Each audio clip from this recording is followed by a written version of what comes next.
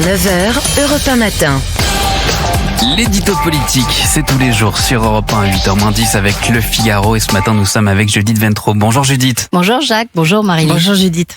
Judith, ce matin, Le Figaro publie une interview de Gabriel Attal 2 jours après l'entretien qu'il a donné au journal du dimanche. Alors, qu'en ressort-il ? Eh bien que l'ancien Premier ministre d'Emmanuel Macron n'est pas et de droite et de gauche, mais et de droite et de droite.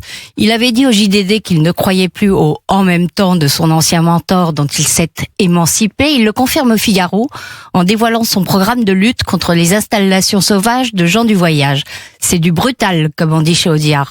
Pas d'installation sans autorisation préalable, la création d'un nouveau délit de maintien illicite et une procédure d'urgence qui donne au juge 48 heures maximum pour se prononcer sur l'évacuation d'un campement.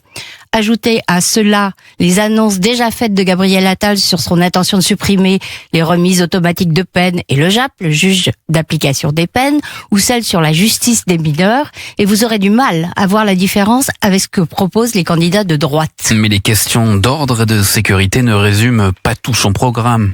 Non, vous avez raison, mais non, on ne retrouve pas non plus la doxa du Parti socialiste où il a milité une dizaine d'années dans le reste du discours du président de Renaissance. Prenez ce qu'il envisage pour lutter contre ce qu'il appelle la vétocratie, autrement dit, la résistance à la réforme de l'appareil bureaucratique. Il prône même un spoil system à la française qui permettrait au président élu de nommer des gens disposés à appliquer sa politique à la tête des grandes administrations. David Lisnard, qu'on peut difficilement qualifier d'homme de gauche, a dressé la liste des idées que Gabriel Attal, qui le cite d'ailleurs volontiers, lui a déjà empruntée et elle est éloquente.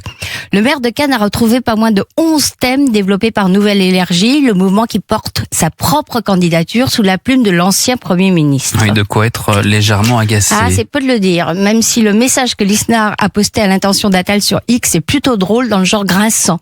Il lui adresse une facture de droit d'auteur en précisant au paragraphe conditions de règlement que l'ancien Premier ministre, ancien ministre de l'Éducation, ancien ministre chargé des comptes publics, etc.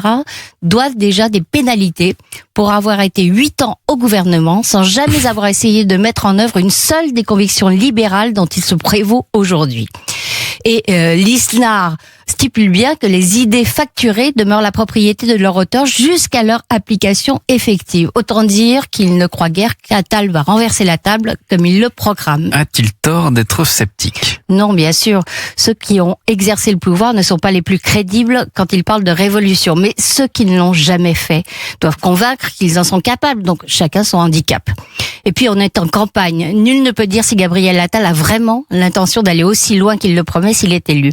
Mais ces audaces révèlent sa stratégie, au fond assez classique. Pour avoir une chance de l'emporter à la présidentielle, il faut commencer par être le premier dans son camp.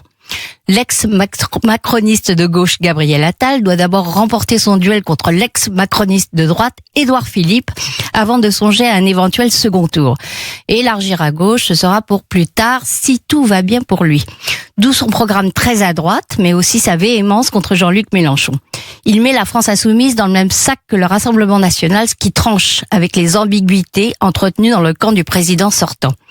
Avant les municipales, il avait déclaré que tous les niveaux de l'insupportable et de l'inadmissible avaient été franchis par Jean-Luc Mélenchon et qu'on ne pouvait pas voter pour un candidat LFI.